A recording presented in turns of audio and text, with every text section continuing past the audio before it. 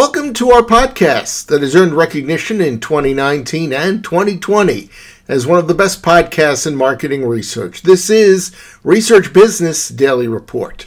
And if you'd like to lend your support to our video efforts, please go to RBDR's exclusive community at the crowdfunding platform patreon.com/RBDR. I'm Bob Lederer. For more than 25 years, the respected voice in market research. Some observations today about the important role that research could and should be playing for companies which are experiencing some very favorable business results during the COVID-19 pandemic. Of course, there are businesses whose consumer packaged products could never have planned for the coronavirus, and yet it has driven dizzyingly positive sales for them. Some companies have cleaning products such as several different Clorox brands and Reckitt Benckiser's Lysol, and yet even with sky-high sales by these brands, the companies are using research to stay in touch with COVID-evolving consumer attitudes. Thus, for instance, Clorox's liquid plumber advertising has been adjusted this year to cover new consumer behaviors as well as changing demographics.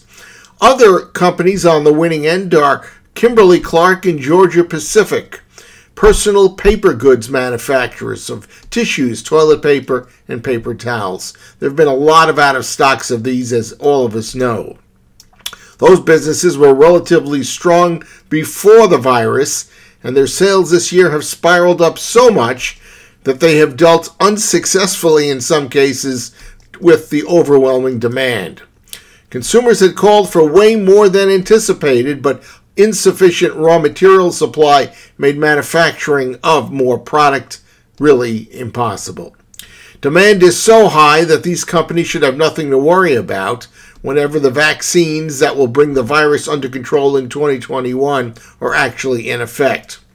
But their ongoing research should be aiming to maintain some sales level higher than it was pre-COVID, as people perhaps slowly return to their offices.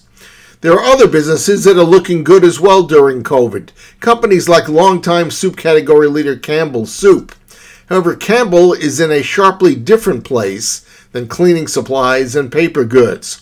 Quite simply, canned soup has been in the doldrums for some time with flat or declining sales, and then came COVID.